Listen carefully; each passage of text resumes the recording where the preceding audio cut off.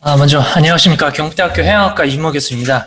먼저 오늘 이렇게 세미나 자리를 초청해 주셔서 굉장히 감사를 드리는데, 먼저 앞서서 양해의 말씀을 좀 드리자면, 일단 세미나라고 하면 여러 학생분들 혹은 연구자분들 만나서 이제 직접 소통했으면 좋았을 텐데, 며칠 전부터 저희 경북대학교에서 코로나 확산 방지책으로 이제 출장을 금지령이 내려져서 출장 신청이 반려되는 바람에 제가 이렇게 온라인으로 좀 찾아뵙는 점 양해를 좀 부탁드리겠습니다. 그리고 오늘 할 강연의 주제는 Marine Ecological Genomics입니다. 제 연구실 이름이기도 한데요. 해양 생태 유전체학이라고 보시면 되고요.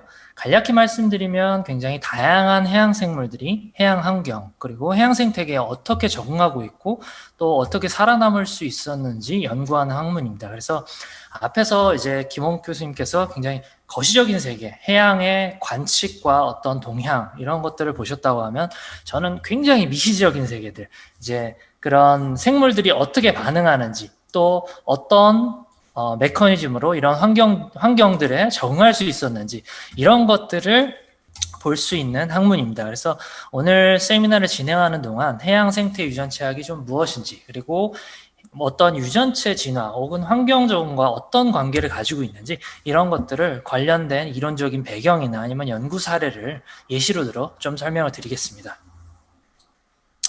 오늘 강연은 이런 컨텐츠로 이루어져 있고요. 간단하게 배경 설명 이후에 연구 사례들 소개해드리고 그리고 해양생태 유전체학에서 빼놓을 수 없는 연구 접근 방법인 유전체 그리고 전사체 시퀀싱 방법에 대해서 간단하게 소개를 드리고 마무리를 지으려고 합니다.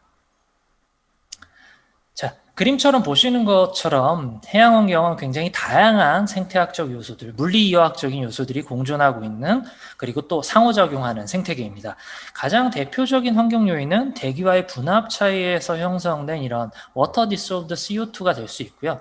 이 해수에 녹아든 CO2는 해양 광합성 생물들이 이용할 수도 있고 또 뭐 아래처럼 칼슘 아이온과 상호작용해서 탄산칼슘 형성의 재료로도 또 사용이 되어집니다. 탄산칼슘은 아시겠지만 많은 해양 생물들의 골격 아니면 아까 전에 나왔었던 그런 산호 같은 생물들의 세포벽을 형성하는데 쓰여집니다. 그리고 이러한 반응이 진행되는 동안에도 계속해서 이렇게 수소 이온 농도가 변화해서 해양의 pH 변화에 영향을 미치게 됩니다. 그렇다면 이런 다양한 해양의 환경 요인에 따른 생물들의 영향은 어떻게 연구할 수 있을까요? 물론 뭐 다양한 방법들이 있겠지만 제 경우에는 NGS 기법을 활용해서 해양 생물들이 특정 환경에 좀 노출이 되었을 때 발현되는 유전자들의 어떤 그런 패턴, 발현 패턴이나 이런 것들을 주로 연구를 하고 있습니다. 다시 말해 해양 환경 스트레스 요인들로부터 발생하는 생물들의 모든 유전자 변화를 추측을 해서 과연 어떤 적응 요인이 작용하는지 그런 것들을 연구하는 건데요.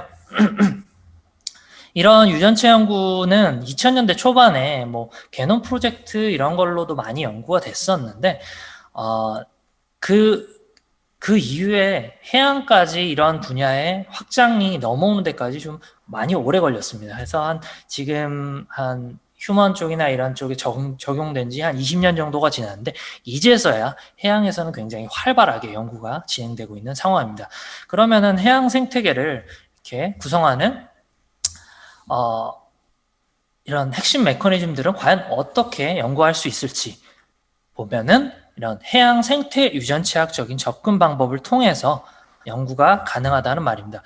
그래서 뭐 마린 이콜로지 말 그대로 해양 생태학적인 그런 요인들과 environmental adaptation 그러니까 해양 생물이 이런 생태계에 어떻게 적응하는지 그리고 그 적응 기작은 과연 무엇인지 지노믹스를 통해서 연구를 할 수 있게 되는 것입니다. 그래서 이런 핵심적인 메커니즘들이나 아니면은 어떤 해양 생태 유전체학적인 접근들이 가능한지 좀 소개를 드리겠습니다. 자, 우선 이 그림들은 아마 이제 많이들 배우셨을 거예요. 그래서 해양의 수심에 따른 생태계 구성을 좀 모식화한 그림인데요. 다들 이제 수심별로 이렇게 권역이 나눠지는 것들은 많이 배우셨으리라고 생각이 돼요. 그래서 일단 가장 표층에 있는 이 에피펠라직 존 같은 경우에는 바다 표면에 빛이 들어오는 부분, 보통 뭐 빛이 한 1%까지 감소하는 영역을 말을 해서 보통 수심 200m 혹은 뭐 탁도에 따라 다르겠지만 150m 전후를 얘기하기도 합니다. 그래서 보통 이 수심을 기준으로도 또 연안이랑 외양을 보통 나누기도 하는데 당연히 빛이 들어오니까 광합성 생물들이 이 층에 주로 분포를 하게 됩니다.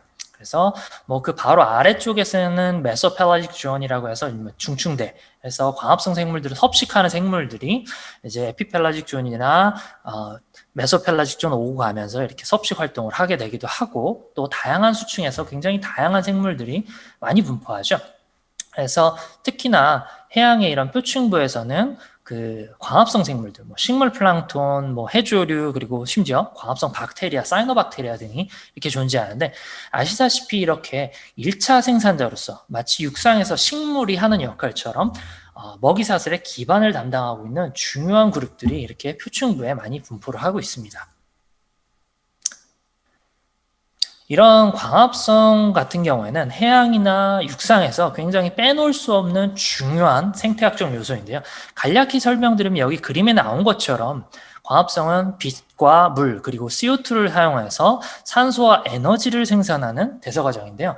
엄밀히 얘기하면은 대사과정은 뭐 마이토콘드리아에서 에너지를 생산하기 위해서 뭐 이렇게 넘어가긴 하는데, 그러니까 그 전 단계에 해당하는 과정이긴 한데, 이 과정을 흔히 이런 CO2 같은 무기탄소원을 흡수해서 세포 구성물질인 유기물로 합성을 하는 과정으로서 이러한 과정들을 보통 카본 픽세이션이라고 칭하기도 해요. 그래서 일반적으로 생물들을 유기탄소체라고 부르는 이유가 이런 데서 유래가 됐습니다. 그래서 이런 카본 픽세이션, 탄소 고정, 이런 얘기는 아마 최근에도 많이 들어보셨을 거예요. 그래서 산업화로 인한 화석연료의 사용이 증가함에 따라서 우리 이제 기후 변화를 억제하기 위해서 어떤 탄소세를 부과해야 된다, 이런 얘기가 많이 나오고 있죠. 그래서 화석연료 같은 경우에는 원래는 굉장히 지하에 고체, 액체, 뭐 기체 상태로 이렇게 저장이 되어 있는 카본 소스, 탄소원이지만 인간 활동에 따라 대기로 계속해서 CO2 형태로 계속 방출이 되고 있는 상황입니다. 그렇기 때문에 광합성 생물들의 활동이 점점 더 중요해지고 있는데요. 그래서 이렇게 오른쪽에 사진 보시는 것처럼 아마존의 열대우림이 지구의 허파라고 이야기를 하는 것입니다. 이런 상황에서 근데 과연 육상 생물들이 모든 대기 중에 CO2를 다 흡수할 수 있을까요? 당연히 힘든 상황입니다. 그러면 이 CO2는 결국에는 분압 차이에서 해양으로 녹아들기 마련입니다. 그래서 해양에 서식하는 광합성 생물들은 바로 이 워터 디솔브드 CO2를 이용해서 광합성을 수행하게 되는 것인데요. 그래서 해양 자체가 이런 거대한 CO2 저장고이자 해양 생물들이 CO2를 이용하게 하는 그런 통로가 되는 것입니다. 결국 이런 대기 중의 이산화탄소 농도 증가와 기후변화에서 해양 광합성 생물들의 역할이 매우 중요할 수밖에 없다는 것이죠. 그렇다면 이런 해양에 어떤 생물들이 주로 광합성을 하게 될까요? 이제 보이시는 분들은 있겠지만 오른쪽 아래 이렇게 보시면은 LG라는 생물입니다. 그러면은 이 LG, 즉 보통 조류라고 얘기하는 해조류와 미세조류를 포함하는 모든 수생, 광합성, 진핵생물들을 이야기하는데요. 이렇게 사진에서 보시는 것처럼 굉장히 단세포성 형태부터 거대한 해조류까지 매우 다양한 형태를 가지는데, 어느 경우에는 뭐 광합성 박테리아인 사이노박테리아까지 남조류라는 이름으로 조류에 포함을 시키기도 합니다. 그래서 아까 잠깐 설명드렸듯이 이런 광합성 생물들은 해양의 1차 생산자로서 먹이사슬의 기반을 담당하고 있기 때문에 제대로 역할을 하지 못한다고 하면 이를 섭식하는 동물 플랑크톤, 아니면 또 그것을 섭식하는 소형 어류, 그리고 대형 어류로 이어지는 이런 먹이사슬에 크게 영향을 미칠 수 있습니다. 그리고 또 잠깐 LG가 우리 생활에 얼마나 밀접한지 조금 말씀을 드리면, 대표적으로 이 생일날 먹게 되는 우리 미역국 있죠? 미역 같은 경우에는 갈조류, 온다리아 피나티피다, 그리고 역시 갈조류 중에 많이 식용하고 있는 이쪽 다시마, 사카리나 자포니카 같은 경우, 그리고 또 많은 분들이 까만색이어가지고 이제 김이 홍조류라는 걸 잘 모르시는 분들이 많은데, 이렇게 까만 김은 이제 처리 과정을 거쳤기 때문에 그렇지 원래는 홍조류입니다. 그리고 오른쪽에 이렇게 꼬시래기, 이제 보통 뭐 마트에서도 팔고 혹은 한정식집에서도 이렇게 꼬시래기 샐러드라고 해서 이런 식으로 많이 나오는데, 이런 꼬시래기 글라시라리스 스콜다 이것도 뭐 보통 마트에서는 조리 상태로 팔기 때문에 살짝 이제 데친 상태로 진갈색으로 이렇게 나타나는데 홍조류예요. 원래 이렇게 붉은색을 띠는. 그리고 뭐 크롤랄라로 만든 태블릿, 바이타민 태블릿 같은 거는 뭐 주변에서 이미 많이 볼 수 있는 그런 것들이죠. 그래서 우리 생활과도 이렇게 밀접하게 관련이 되어 있지만 LG 이것들은 특히 해양에서 이산화탄소를 흡수하여 광합성을 하고 산소를 만들어내는 전 해양에서 전 지구적으로도 굉장히 중요한 역할을 담당하고 있습니다. 그러면 과연 우리가 흔히 보는 육상의 식물들과 해양의 광합성을 하는 해양 식물들과는 어떤 차이가 있을까요? 뭐 물론 이제 대기 중에 노출되어 있는지, 뭐 물에 잠겨 있는지, 아니면 아까 설명드렸듯이 대기 중에 있는 CO2를 바로 이용하는지, 혹은 물에 녹아든 CO2를 이용하는지 등등. 이제 보시다시피 해양과 육상 환경만큼이나 굉장히 큰 차이가 있고요. 뭐 해양에서는 뭐 녹색을 띠는 녹조류뿐만 아니라 홍조류, 갈조류, 황갈조류, 원석조류, 뭐 은편모조류, 규조류 등등 굉장히 다양한 광합성 조류 그룹들이 존재한다는 것입니다. 그러면 이런 두 생물 간에 그런데 이런 두 생물 간에 두 생물 그룹이 같은 주상으로부터 기원된 친척 관계 정도라는 것은 아마 모르는 분들이 꽤 많을 거예요. 그림에서 볼 수 있듯이 붉은색을 나타내는 홍조류, 뭐 사얀색을 나타내는 회조류, 녹조류 이런 육상식물, 뭐 이런 것들을 통칭하는 비릿플란타 이런 것들이 공통주상으로부터 이렇게 기원이 되었고, 육상식물의 경우 녹조류로부터 진화해서 한 8억 5천만 년 전쯤에 육상 환경에 정착을 하게 되었습니다. 그래서 물론 뭐 육상 환경으로 완전히 넘어가기 전에 중간 단계인 뭐 이끼류나 그린알지 그런 것들도 분명히 이전에 있었지만, 보통 우리가 알고 있는 육상 생물 같은 경우는 한 8억 년 전 그쯤 이제 생겨나기 시작하겠는데요. 육상 식물이 8억 년 전이면 그러면은 해양 광합성 생물들은 대체 언제 생겨나게 된 걸까요? 보시면 화석 증거나 아니면 유전자 분석 근거로 추정된 시기는 약 16억 년 전으로 추정이 되고 있습니다. 1.6 billion years ago. 진짜 어마어마하죠. 이렇게 오래전에 광합성 진핵생물이 처음 생겨나게 되고 이렇게 공통조상으로부터 뻗어져 나가서 오늘날 이렇게 굉장히 다양한 광합성 생물들이 번성하게 된 것입니다. 이제 재밌는 것은 공통조상이 광합성 박테리아와 종속용약 진핵생물과의 내공생 관계로 엔도심바이시스에 의해서 탄생이 되었다는 거예요. 보통 엔도심바이시스 이벤트라고 하는 이 세포 내공생 과정은 광합성 진핵생물이 탄생한 중요한 진화적인 의미 또한 있지만 해양 광합성 생물들의 종다양성에 어마어마한 기여를 한 사건인데요. 이것을 간단하게 설명드리면 먼저 작은 생물들을 잡아먹고 사는 그런 진핵생물들이 광합성 박테리아를 이렇게 탁 먹어버리는데, 이때 소화시키지 않고 체내에서 공생관계를 구축하게 돼서 결국에는 세포 내에서 사이노박테리아는 광합성을 발휘하는 세포 소기관으로 이렇게 확립되어졌다는 거예요. 그래서 이런 관계들은 호스트인 진핵생물이 CO2를 안정적으로 공급을 하고 호흡을 하면서 공급을 함과 동시에 안정적인 보금자리도 제공을 하고, 공생체인 사이노박테리아는 계속 광합성하면서 CO2를 전달받고 광합성해서 에너지를 내게 되면은 그런 호스트에게 에너지를 또 제공하는 이런 굉장히 알찬 공생관계가 구축이 되는데, 이런 것을 바로 1차 내공생이라고 하고 프라이멀 엔도심바시스라고 해요. 근데 이런 1차에 그치지 않고 처음 탄생했던 광합성 그룹들이 재차 다른 진핵세포들이 이렇게 섭식을 하게 되는데, 또 다른 공생관계를 구축하면서 굉장히 다양한 광합성 그룹들이 생겨나게 됐습니다.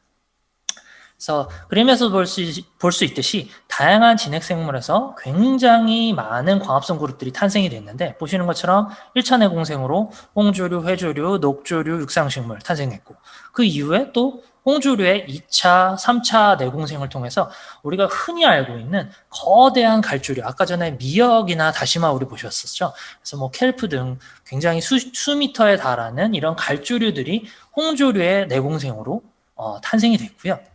그리고 우리 방금 나왔었던 적조를 일으키는 와편모조류, 그런 것도 3차 내공생을 통해서 탄생이 됐고, 원석조류나 이렇게 나와 있는 은편모조류, 이런 것들도 다 다 모두 이런 세포 내공생 과정, 엔도심바이시스로 탄생한 다양한 광합성 그룹이라는 거예요. 그래서 이렇게 해양 광합성 생물들의 어마어마한 종다양성을 나타내는 것과 동시에 굉장히 다양한 환경에 적응하여 번성을 하게 된 그런 이벤트입니다. 이 드넓은 해양 환경에서 영양 상태에 따라 빈영양 상태, 부영양 상태 이런 것들이 형성될 수도 있고, 빛 조건에 따라 수심의 간섭을 받을 수도 있고, 또 국지적으로 다양한 염분 환경, pH 변화, 아까 전에 우리 그 앞에서 김홍국 교수님께서 잘 설명해 주셨었던 그런 다양한 환경 변화들이 나타날 수 있겠죠.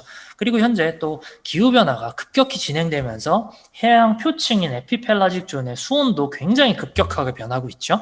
물론 단연간의 조사에 의해서 이렇게 온도가 급격하게 변하고 있다라는 것을 인지를 하게 됐지만, 다시 한번 강조하면은 이런 해양 생물들의 해양 생태 유전체가 이런 다양한 해양 생물들의 환경 조건 아니면 스트레스 조건에서 어떻게 적응하고 살아가는지, 해양 생물이 가진 고유한 그런 DNA와 유전자를 기반으로 연구하는 학문입니다. 그래서 환경 적응 메커니즘뿐만 아니라 나아가서 급격한 해양 환경 변화에서 어떤 생물 그룹들이 좀 살아남아서 다시 우점해서 생태계가 재편되는지, 이런 것들도 예측이 가능하다는 것이죠. 그러면 본격적으로 유전체 분석을 이용한 해양 생물들의 좀 다양한 환경 적응 메커니즘 연구를 좀 소개를 드릴 건데요. 해양 환경에서는 아까 전에도 잠깐 언급을 해주셨지만 다양한 파장대의 빛을 흡수할 수 있는 그런 능력들이 굉장히 중요하게 되는데요. 그림처럼 해수 환경에서 탁도나 이런 것 따라 대기 상태나 탁도에 따라서 태양빛이 150에서 한 200m 정도 이렇게 깊이 도달을 하는데, 이렇게 형성된 에피펠라직 존, 그러니까 포틱 존 해서 유광층에는 수심이 깊어질수록 가용할 수 있는 빛의 파장대도 이렇게 그림처럼 굉장히 제한적인 것을 볼 수 있습니다. 보통 광합성 생물들은 외양에서는 이동성이 없기 때문에 해류에 따라 떠살이를 하는 경우가 대부분이고, 와판모조류처럼 이동성이 있어도 어류나 다른 생물들에 비해서는 이동성이 상대적으로, 이것도 꽤 몇백 미터씩 이동을 할 수 있지만 상대적으로 이동이 굉장히 미약하기 때문에 어느 수층에 분포하는지에 따라서 광합성 효율이 꽤 달라지게 됩니다. 보통 광합성 생물들은 이렇게 우측 아래에 있는 것처럼 보시는 것처럼 클로로필 A를 기반으로 녹색 식물 계열에서는 클로로필 B가, 그리고 홍조류와 홍조류 기원의 갈조류나 다른 어떤 헵토파이트, 크립토파이트 이런 광합성 생물들은 대부분 피코빌리즘, 파이코빌리즘, 이 빛 에너지를 전달해주는 라이트 하베스팅 컴플렉스가 이렇게 작동을 하고 있습니다. 그래서 여기 그래프를 보시면은 클로로필 B의 흡수 파장대는 굉장히 특정 파장대에 이렇게 몰려있는 것을 볼 수 있고요. 파이코빌리즘 같은 경우에는 이런 보조색소인 파이코에리스린, 파이코사이아닌, 여기는 안 나와 있는데 파이코알로사이아닌까지 이렇게 보시면 빛 흡수 파장대가 굉장히 광범위한 것을 볼 수 있습니다. 그래서 파이코빌리즘처럼 굉장히 다양한 빛 흡수 파장대를 가지는 이런 액세서리 피그먼트들이 해양에서는 광합성을 하는데 굉장히 중요하게 작용한다고 볼 수 있습니다. 그렇기 때문에 이런 홍조류 혹은 홍조류로부터 광합성 색소체를 물려받은 이런 내공생체들, 그런 그룹들은 해양 환경에서 굉장히 광범위하게 분포하는 것이 특징인데요. 그런데 특이한 거는 홍조류에서 이런 파이코빌리즘의 구조가 그 기원이 되었었던, 아까 전에 제가 사이노박테리아, 광합성 박테리아로부터 기원을 했다고 말씀을 드렸는데, 이 기원이 되었었던 사이노박테리아보다 훨씬 더 크고 확장된 구조를 가지고 있다는 거예요. 다시 말하면 보조색소인 이런 파이코에리스린이나 파이코사이닌들이 층층층층 이렇게 쌓여있는 막대 구조가 더 길게 뻗어 있어서 광합성 보조색소를 더 많이 이렇게 적재를 해서 더 큰 구조를 가지고 있다는 거죠. 이렇게 되면 또 광합성에서 빛을 흡수할 수 있는 능력이 훨씬 더 뛰어날 것인데, 실제로 관련 연구들을 보면은 광합성 효율도 더 좋고, 또 심지어 pH 스트레스나 이런 것에서 더 안정적으로 광합성을 할 수 있다는 걸 확인할 수 있습니다. 물론 광합성 박테리아도 이제 고유한 박테리오 클로로필 이런 것들이 있어가지고 가시광선 바깥범위나 자외선 적외선 이런 파장대에 굉장히 특정 파장대를 흡수할 수 있어서 광합성 박테리아랑 진핵 생물의 에너지 효율이나 생장, 번식 이런 거는 물론 당연히 많이 차이가 나는데, 이런 라이트 하베스팅 컴플렉스인 파이코빌리즘만 두고 보면은 가시광선 때의 같은 조건에서는 당연히 홍조류의 파이코빌리즘이 훨씬 유리할 수밖에 없습니다. 그렇다면 어떻게 이런 구조적 차이가 생겼을까요? 그 이유는 연구 결과가 바로 이런 파이코빌리즘을 색소체, 구조를 지탱해주는 링커 프로테인들이 구조체 프로테인들이 홍조류에서만 굉장히 특이적으로 다양하게 분화되었기 때문입니다. 유전체 분석 결과는 이제 홍조류의 유전체에서 특이적인 파이코빌리즘 링커 프로테인들이 다수 발견되고 그 기원이 됐었던 사이노박테리아보다는 확실히 구분되는 특성을 확인할 수 있었습니다. 이렇게 독립적으로 홍조류가 특이적으로 분화시킨 링커 프로테인들이 파이코빌리즘 구조가 더 커지고 확장되고 또 효율적으로 안정적으로 광합성을 할 수 있게 만들었다는 것입니다. 아마 이런 요인들이 홍조류가 해양 환경에서 굉장히 널리 분포할 수 있었던 원인으로 좀 여겨지는데요. 뭐 이 연구 사례 같은 경우는 제가 작년에 네이처 커뮤니케이션스라는 저널에 발표한 내용인데 유전체 정보가 어떻게 환경 적응 연구에 적용될 수 있는지 알 수 있었던 굉장히 대표적인 연구 사례로 볼 수 있습니다. 그러면 해양 환경에서의 과합성 반응을 조금 다른 측면으로 접근을 해볼게요. 앞서 설명드렸듯이 해양에서는 이렇게 해양에 녹아있는 CO2를 이용해서 광합성을 수행을 하게 됩니다. 그렇기 때문에 광합성은 필연적으로 해양의 카본 사이클링과 관련이 있습니다. 그런데 그림처럼 해양에 녹아든 CO2 같은 경우는 보통 카보닉 애시드를 형성하고 이것이 해수에 있는 하이드로젠 아이온이랑 상호작용해서 pH의 변화에 따라 이렇게 그림에서 보시는 것처럼 바이카보네이트 아이온이나 카보네이트 아이온으로 이렇게 전환이 됩니다. 이런 순환 체계는 해양 생물에 의한 영향도 어느 정도는 있을 수 있지만 대부분 해양의 이런 케미컬 사이클링에 의존적으로 발생을 하게 됩니다. 그래서 보통 이 왼쪽 아래에 뭐 해양 생태학 책에서 가져온 그림인데 pH가 보통 해양이 한 8 초반대 정도 나오잖아요. 한 8.1 뭐 이렇게 나오는데 왼쪽에 그래프 보시면 이런 해수에는 아무리 많은 CO2가 유입되더라도 이제 비율상 CO2 상태로 계속 존재한다기보다는 다른 형태의 카본 소스로 전환되기 때문에 아이러니하게 광합성을 위한 CO2가 풍부하지 않을 수도 있다는 상황입니다. 육상 환경에서는 뭐 지역별로 물론 어느 정도 차이는 있을 수 있지만 대기 중에는 CO2가 항상 존재하고 화석연료의 또 사용 때문에 광합성을 제한하는 요인으로 보기에는 굉장히 힘든 경향이 있습니다. 근데 해양에서는 대기 환경에 비해 또 CO2 확산 속도도 한 10,000배 정도 느리게 확산되는 그런 환경에서 광합성을 수행해야 되기 때문에 굉장히 불리한 면이 있는데요. 또 이런 하이드로젠 아이온과 상호작용으로 형성된 바이카보네이트 아이온이나 카보네이트 아이온은 또다시 칼슘 아이온과 아까 한 두 번째 슬라이드에서도 비슷한 설명을 드렸었는데 칼슘 아이온이랑 상호작용해서 예를 들면 이놀가닉 프리시피테이션 뭐 이런 것들을 통해서 탄산칼슘으로 석출돼서 해저에 가라앉거나 아니면은 탄산칼슘 골격을 형성하는 다양한 해양 생물들에서 이용이 될 수 있어요. 이렇게 계속 CO2가 다른 카본 소스로 전환되는 흐름이 발생이 되고 그거를 또 다른 생물들 혹은 해양에서 석출되거나 이런 식으로 계속 되기 때문에 계속 다른 카본 소스로 전환되는 흐름이 좀 생길 수밖에 없겠죠. 그래서 해양으로 녹아든 CO2는 광합성 생물들이 소모하는 것 외에도 이렇게 굉장히 다양한 메커니즘에 의해서 소모되고 순환될 수 있습니다. 그렇다면 어떻게 해양에선 이런 CO2를 차지하려는 경쟁에서 광합성 생물들이 성공적으로 해양 환경에 적응해서 번성할 수 있었을까요?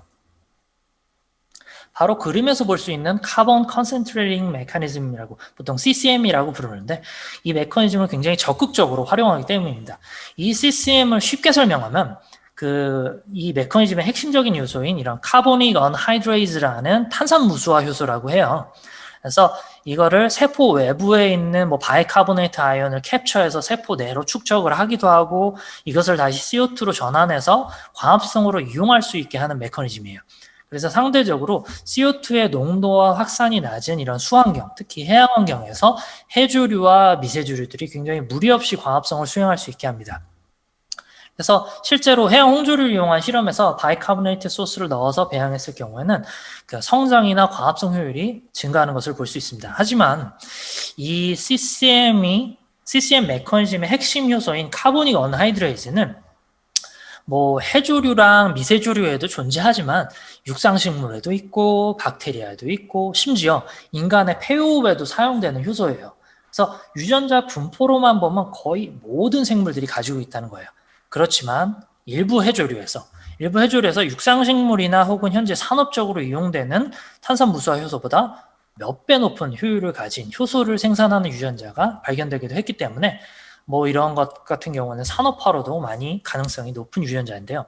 그렇기 때문에 해양 과합성 생물들이 이런 고효율의 탄산무수화 효소가 CO2 획득에 굉장히 중요하게 작용하는 것으로 여겨집니다. 뭐 물론 아까 전에도 설명을 드렸지만 진화적으로 보면 수환경에서 광합성 생물들이 먼저 생겨나고 이후에 CO2가 상대적으로 풍부한 육상 환경에 적응하면서 육상 생물들의 탄산무수화 효소의 효율이 뚝 떨어진 것으로 볼 수도 있어요. 실제로 앞에서 설명했던 이런 탄산무수화 효소 같은 경우에는 그 해양 생태계 적응에 핵심적으로 사용되는 유전자이면서도 산업적으로도 굉장히 다양한 응용이 가능합니다. 한 가지 예시를 보여드리면은 이 탄산무수화 효소는 잘만 활용하면 현재 이슈화되고 있는 CO2 저감에도 활용이 충분히 가능한데요. 무엇보다 기존에 산업적으로 사용되던 효소보다 몇 배 높은 활성을 가지고 또 그 연래성도 좀 더 높은 경향이 있거든요. 그래서 대량 생산해서 더 적은 비용으로 CO2 가스를 효율적으로 저감시킬 수 있는 기대 효과도 있습니다. 실제로 제가 분석했던 홍조류 유전체에서 탄산무수화 효소를 찾아내가지고 포항대 공동연구팀에 이제 의뢰를 해가지고 그 활성 테스트나 이런 것들을 해서 같이 이렇게 논문을 썼어요. 근데 그렇게 해서 나온 결과였었는데 현재는 해당 그 공동연구팀에서 벤처까지 창업을 해가지고 이 유전자를 이용해서 선박에서 배출되는 CO2 가스를 포집하는 장치를 개발 중에 있습니다.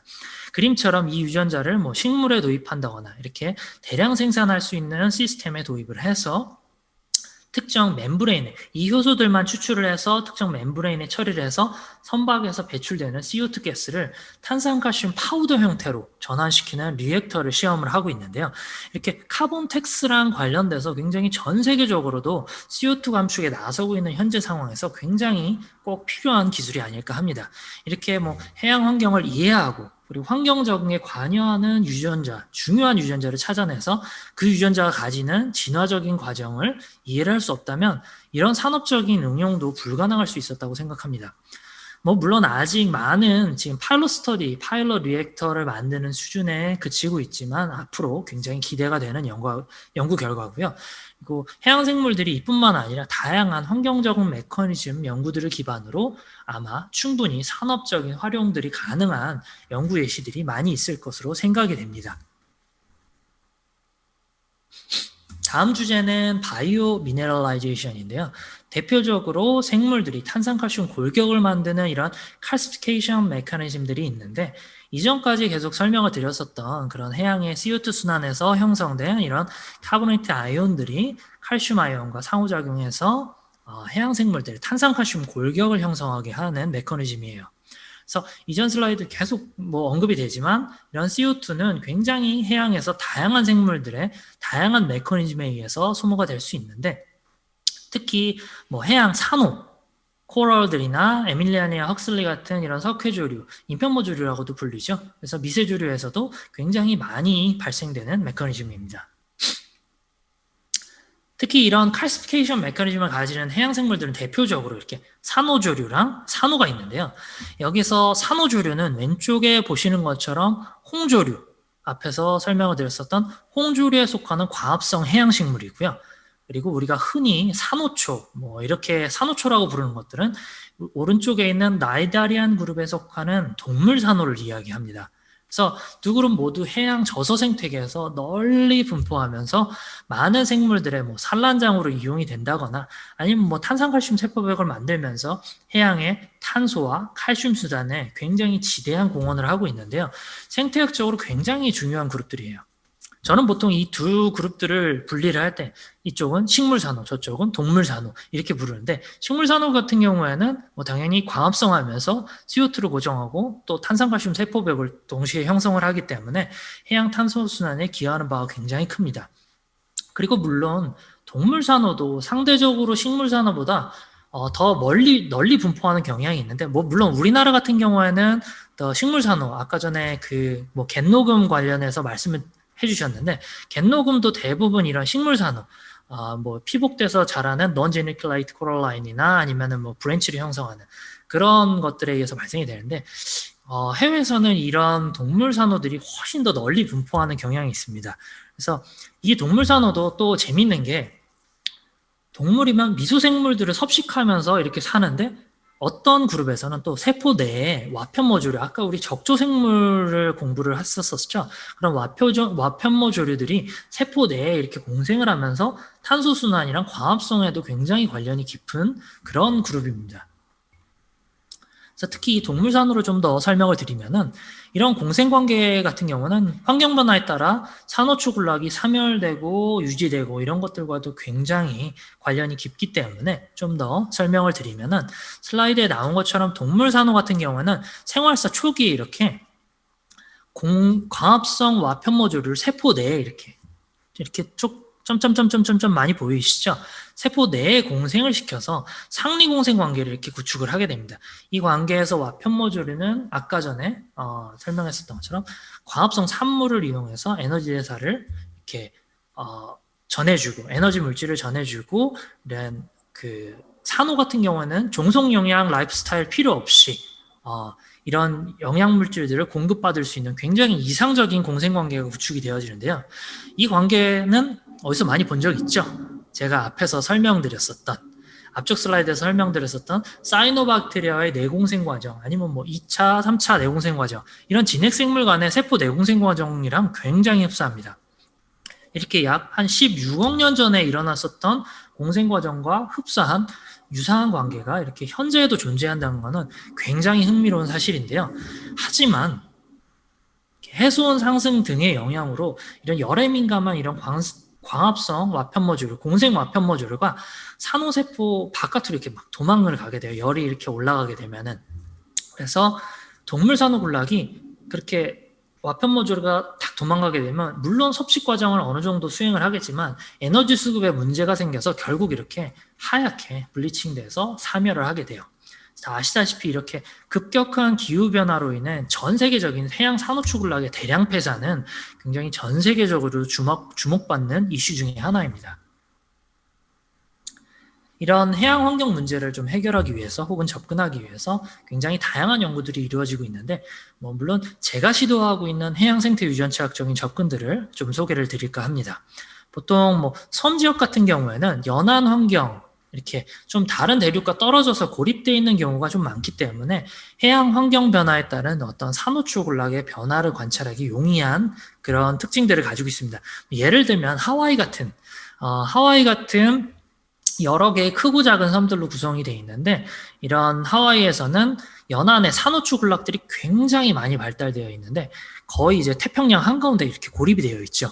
그래서 하와이 인근의 산호초 군락들은 대부분 하와이 특유적인 엔데믹 코랄들이 대부분이고 수심이 낮고 몇몇 특정 지역에 주로 분포하는 특성 때문에 상대적으로 다른 지역보다 좀 연구 접근이 용이한 편입니다. 그래서 환경 변화를 추적하기도 혹은 이런 고립된 섬 환경에서 다른 지역보다 상대적으로 비교 분석이 조금 용이한 그런 특징들이 있습니다.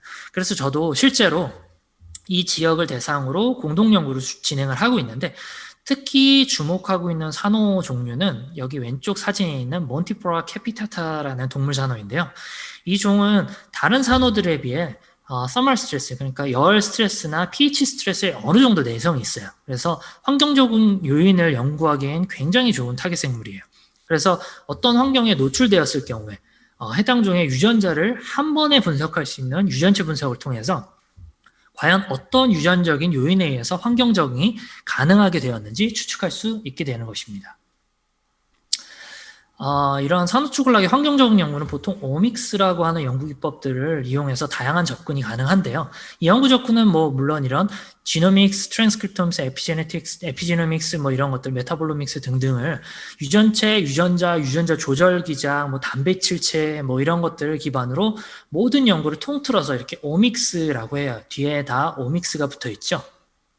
그래서 체학이라고도 하는데 이렇게 이런 접근 방법들은 예를 들면 그림처럼 이렇게 건강한 산호랑 죽어가는 산호 그리고 백화가 되어버려서 이렇게 하얗게 죽어버린 산호 이런 것들에서 각각 유전자와 관련된 반응들을 분석해서 비교하는 이런 연구 접근들이 가능한데요.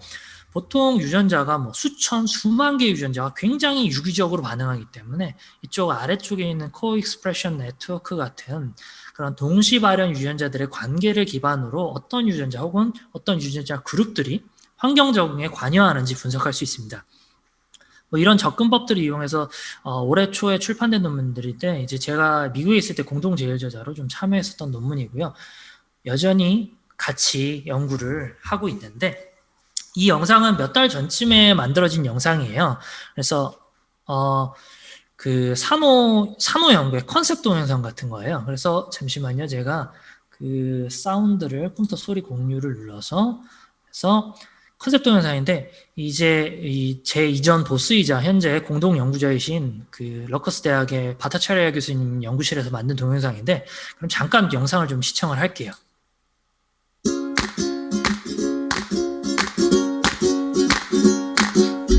Just like the ongoing pandemic on land, there's a pandemic occurring in the oceans due to climate change. Warming oceans and increased pollution are causing great damage to coral reefs around the world. These reefs house about 25% of marine biodiversity and support the livelihoods of hundreds of millions of people worldwide. What can we learn about the causes of coral loss, and how can we address this massive problem? One approach to coral health is applying the paradigm developed in the study of human disease. The basic science, the drug development, the testing of new drugs, and outreach. These fundamental insights can also be developed for treating coral diseases and improving their chances for survival. A rapid way to advance coral science is to use the Omics toolkit.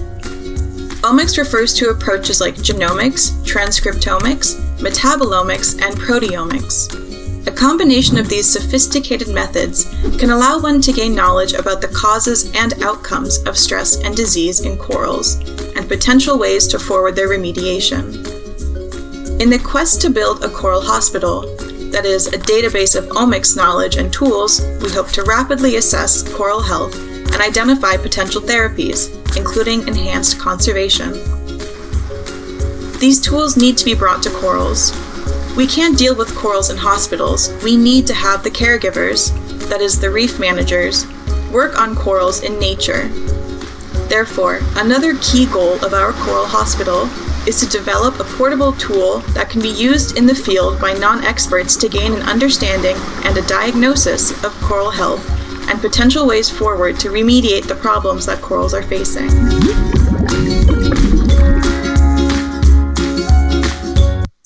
예. 이런 코랄 하스피털이라는 컨셉인데 마치 인간이 아프면은 병원 가서 진단을 받고 약을 처방받듯이 오믹스 접근 방법들을 이용해서 산호초콜릿들이 어떤 환경 요인에 의해서 스트레스를 받고 있고 사멸되고 있고 어떻게 그러면은 적응해서 생존이 가능할지를 연구하는 것을 좀 가볍게 동영상으로 표현을 한 것인데요. 이런 연구 컨셉이 곧 생태학적인 현상을 유전체학적인 접근들을 통해 연구하고 혹은 해결하는 그런 해양 생태 유전체학의 연구 접근 방법과 일치한다고 볼 수 있습니다. 그래서 또 이런 연구 접근들에서 환경 적응 요인이 되는 유전자를 발견하는 것도 굉장히 중요한데요. 그 유전자가 어떻게 조절되는지도 굉장히 중요한 부분입니다. 만약 이런 환경 적응 유전자들을 응용 연구에 사용한다고 하면 그 조절 기제약 또한 굉장히 필수적으로 알아야 하기 때문입니다. 그래서 뭐 이런 조절 기제약들은 뭐 메틸레이션, 히스톤 모디피케이션 이런 유전자를 온오프 시키는 그런 조절 메커니즘도 환경 적응이나 반응 메커니즘을 연구하는데 굉장히 중요한 부분들인데요. 이렇게 해양 생물들이 다양한 해양 환경에서 어떻게 적응하는지 그리고 그런 적응 메커니즘들을 밝히기 위한 이런 접근 방법들이 있다는 것을 소개를 드렸고요. 또 이거는 해양 생물은 아닌데 굉장히 재미있는 환경 적응 예시를 하나 소개를 해드릴까 합니다. 사진에 보이는 이런 단세포성 진핵 생물들은 극한 환경에 서식하는 홍조류입니다. 고온 환경과 낮은 pH 그리고 중금속이 많이 포함되어 있는 이런 화산 지역에 주로 분포하는 그룹들인데 이런 악조건인 환경에서도 정상적으로 생존할 수 있다는 것입니다.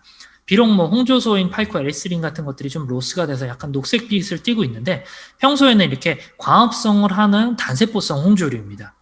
하지만 광합성의 산물로 만들어지는 이런 글루코스 소스 자체를 직접 배양액에 넣어주면 빛이 없는 환경에서도 오른쪽 그림과 같이 이렇게 생존을 할 수 있다는 것입니다. 광합성을 대신 유기탄소원, 유기탄소원을 직접 이용하는 일종의 헤테로트로픽 라이프 스타일을 보인다는 것이죠. 그래서 이렇게 극한 환경에서도 서식할 수 있고 광합성 대신 죄송합니다. 광합성 대신 또 유기탄소원을 직접 이용할 수 있는 메커니즘은 재밌게도 박테리아로부터 전달받은 유전자들에 의해서 이루어지게 됩니다. 이렇게 다른 생물 혹은 다른 계통으로부터 유전자를 영구적으로 전달받는 것을 호리젠탈 진 트랜스퍼라고 하는데, 이 HET를 통해서 중요 환경 적응 인자들을 획득을 할 수도 있다는 것이죠. 보통 HET 같은 경우는 박테리아에서 좀 많이 일어나는 것으로 알려져 있는데, 이렇게 홍조류 뿐만 아니라 진핵생물에서도 꽤나 빈번하게 발견이 됩니다. 그래서 환경적응과 직결되는 이런 HET를 찾아내는 것도 진핵생물의 환경적응 연구에서 매우 중요한 부분이 될 수 있습니다.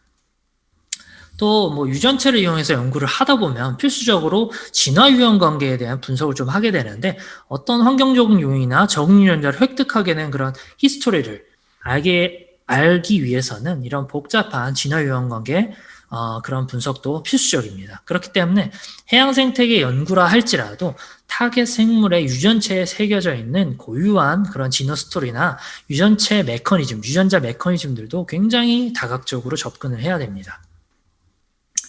그 외에도 몇 가지 최근에 제가 수행하고 있는 연구 주제들을 좀 소개를 드리면은, 최근에는 이제 소금을 만드는 염전에 사는 생물들을 좀 연구를 했었는데, 염전 같은 경우에는 보통 그 해수가 그 썰리니티가 한 32, 35 요 정도로 보시면은 염전은 한 200에서 300 PSU 가량 나타내는데, 이런 염전에서 나는 알테미아라는 그런 작은 새우류 같은 그런 그룹들이 있어요. 그래서 30, PSU 35, 50, 100, 150, 230까지 이렇게 고염분 환경에 노출시켰을 때 과발현되거나 저발현되는 유전자 그룹들을 이렇게 연구를 하기도 하고요. 그 결과 일부 고염분 환경에서 핵심적인 적응 요인으로 작용하는 소디움, 포타슘, 아연 펌프나 이런 유전자들도 필수적이었다는 것을 확인할 수 있었고요.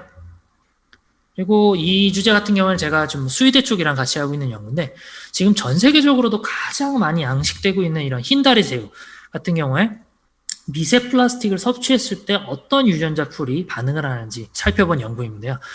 보통 큰 플라스틱 쓰레기들도 해양 생물들의 생존을 위협하거나 해양 환경에 오염을 일으키는 주요 원인들로 많이 주목을 받고 있습니다. 그런데 이런 미세 플라스틱 같은 경우에는 보통 크게는 5mm에서 작게는 1마이크로미터까지 굉장히 작아서 눈에 보이지도 않을 뿐더러 생물들이 섭취했을 때 면역 반응을 자극한다거나 이상 행동을 유발하는 등의 원인 불명의 이상 현상으로 이어지는 경우가 많습니다. 게다가 양식 생물 같은 경우에는 생물 농축으로 인간까지 직접적으로 이렇게 섭취를 통해서 직접적으로 전달될 수 있기 때문에 매우 심각한 문제를 불러일으킬 수 있는데요. 이러한 흰다리 새우가 미세 플라스틱을 섭취했을 때 유전자 발현 패턴을 보면은 놀랍게도 심장 근육 발달이 좀 저해될 수 있다는 충격적인 결과가 나왔는데, 보통 이런 현상들을 관찰하기 위해서는 굉장히 장기적인 배양 실험이나 아니면 해부 관찰 같은 것들이 좀 필요한 경우가 많은데, 유전자 발현 패턴을 비교하면 상대적으로 손쉽게 생물 반응들을 예상할 수 있다는 큰 장점이 있습니다. 이렇게 환경적인 연구뿐만 아니라 유해인자의 생물 반응에도 해양 생태 유전체학적인 접근들이 활용될 수 있습니다. 그 외에도 이런 메타지놈 연구를 통해서 생태계 연구도 가능한데, 메타지놈은 간단하게 설명드리면은 특정 범위에 존재하는 모든 미소생물들을 포함하여 DNA를 시퀀싱해서 군집 구조나 유전자를 분석하는 기술이에요. 그래서 보시는 사진은 여기 보시는 저서 생태계 군락은 제주도의 오른쪽에 우도라고 큰 섬 하나 있죠. 우도 근처에서 발견되는 산호사 군락이에요. 보통 식물 산호들이 바닥에 이렇게 피복돼서 자라는데, 아니면 브랜치를 만들기도 하지만, 이 산호사, 그러니까 이것도 식물 산호의 일종이고 로돌리스라고 보통 많이 불러요. 그래서 돌멩이처럼 생겨서 해수 유동에 따라 이런 식으로 이동이 가능하다는 그런 차이가 있습니다. 그래서 해양 저서 생태계에서 이런 로돌리스의 생태학적 기능들은 기존에 연구되어 있는 것들은 물론 좀 많지만, 이 개체들 자체의 이런 홀로바이언트 연구가 거의 이루어지지 않은 상태입니다. 이 홀로바이언트란 무엇이냐 하면, 특정 타겟 생물과 그 생물에 붙어서 사는 모든 그런 미소생물들, 미소생물들을 전부 포함하는 단위의 개념이에요. 그래서 이 로돌리스의 홀로바이언트 를 이렇게 메타지놈 시퀀싱을 통해서 특이적인 뭐 나이트로젠 사이클링 패턴을 좀 발견한 것도 있는데 관련 연구는 현재 좀 진행 중에 있습니다. 이렇게 다양한 생태학적인 연구들이 유전체 분석을 통해 가능하다는 것을 보여드렸는데요. 그렇다면 이런 유전체 연구는 어떻게 할 수 있을까요? 보통 NGS 메서드를 통해서 할 수 있는데 NGS 메서드가 뭐냐 하면은 뭐 현재 많이 보편화돼서 학생들이 많이 알 수도 있어요. Next Generation Sequencing, 흔히 지놈 혹은 게놈으로 불리는 그런 유전체 정보를 생산하기 위한 방법인데 지금 시간이 조금 애매해서 조금 빠르게 넘어가도록 하겠습니다. 유전체 분석하면서 이런 차세대라는 의미를 사용을 하는데 기존에 이런 방법들이 있었지만 2005년도에 나온 로슈사의 454 머신이 나오면서 굉장히 대량의 DNA 데이터를 한 번에 생산할 수 있는 이런 플랫폼이 생겼기 때문에 차세대라는 명칭이 붙은 거고요. 이런 NGS 데이터가 생물학적 빅데이터로도 굉장히 각광을 받고 있는 상황입니다. 뭐 이런 분석 분석 기기의 히스토리를 설명을 간단히 드리자면 이렇게 예전에 처음에 나왔던 머신에 비해 굉장히 하이스루풋 머신, 그리고 테이블탑 머신, 롱리드 시퀀싱 머신 이런 것들까지 나왔는데 급기야 현재는 옥스퍼드 나노포 테크놀로지스 이런 회사에서 이 손바닥만한 시퀀서가 개발이 됐어요. 진짜 실제로 요만하거든요. 보면은 손바닥만한 시퀀서가 개발돼서 게다가 이전 과정들이 다른 시퀀서들은 한 이틀 정도 걸렸다고 하면 요 옥스퍼드 나노포 시퀀싱 머신 같은 경우는 한 3시간? 그래서 그냥 시퀀싱 쭉 해가지고 노트북에 탁 꽂으면 시퀀싱 데이터가 생산이 되는 거예요. 저도 이거 처음에 한국에서 서비스할 때 좀 가져다가 몇 번 써봤는데 정말 간편한 스텝으로 하이 퀄리티 시퀀싱 데이터를 얻을 수 있는 그런 장점이 있습니다. 뭐 물론 이제 각각의 플랫폼별로 장단점들이 있어서 이런 것들을 상호 보완적으로 사용해야 되는 경우가 대부분입니다. 그래서 이런 시퀀싱 기술의 발달들만큼이나 굉장히 비용들이 감소돼서 이제 2000년대 초반에 뭐 인간 게놈 프로젝트, 마우스 게놈 프로젝트 이런 것들이 2000년 뭐 이제 2020년도에는 굉장히 그래도 많이 해양 쪽으로 많이 넘어와서 해양 생물 연구에도 많이 적용이 되고 있는데요. 그런데 아직도 제가 2018년도에 이 꼬시래기 논문을, 유전체 논문을 출판했을 때도 홍조류에서 5번째였나 그랬고, 거대 조류에서는 뭐 2번째, 뭐 이런 정도로 굉장히 아직도 무궁무진한 연구 주제들이 남아 있습니다. 그래서 뭐 이렇게 굉장히 눈부신 기술 발전, 비용의 감소, 많은 연구 분야로의 확장, 이런 것들을 통해서 굉장히 많은 데이터베이스들이 축적이 됐고요. 기존에 뭐 축적이 되던 유전자 수준의 이런 진뱅크 수준의 데이터보다는 지금 이런 홀 지놈 시퀀싱 데이터가 기하급수적으로 증가한 것을 볼 수 있습니다. 그래서 또 몇 년 뒤에는 굉장히 또 혁신적인 기술들이 계속 나올 텐데 이런 기술들의 혁신만큼이나 가장 중요한 게 이런 빅데이터들의 홍수 속에서 과연 어떤 의미를, 어떤 생태학적, 어떤 생물, 해양생물의 의미를 찾아낼 수 있느냐가 가장 중요한 포인트가 될 것으로 예상이 됩니다. 그래서 이렇게 해양생태 유전체학에는 NGS 데이터, 빅데이터 사용하고 뭐 생태학적인 현상을 규명하고 그 환경 적응이나 그 생물 반응들을 주로 연구하는 학문들인데요. 슬라이드에서 보시는 것처럼 뭐 직접 해양 생물들을 채취하고 필드 조사를 하고 그리고 이런 분자 생물학적인 그런 실험들도 하고 시퀀싱도 하고 심지어 또 이런 빅데이터들을 서버급의 컴퓨터를 이용해서 분석을 하는데 파이썬 같이 프로그래밍 언어를 이용하거나 다양한 프로그램들을 사용해서 분석을 또 수행해요. 그래서 해양학, 해양생태학, 해양생물학, 유전체학, 환경생태학 등등 굉장히 다양한 의미의 접근이 가능한데 이렇게 굉장히 다학제적인 학문의 성격을 띠고 있어요. 그래서 근데 막상 하려고 보면 필드워크도 해야 되고 분자 실험도 해야 되고 시퀀싱도 해야지 또 컴퓨터 분석도 해야지 그래서 굉장히 복잡할 것 같은데 생각보다 굉장히 매력적인 학문입니다. 그래서 이렇게 오늘 제가 제 연구 주제인 마린 이콜로지컬 지노믹스를 소개할 수 있어서 굉장히 즐거운 시간이었고요. 경청해 주신 분들께 정말 감사의 인사를 드리겠습니다. 감사합니다. 여러분 박수 부탁드립니다.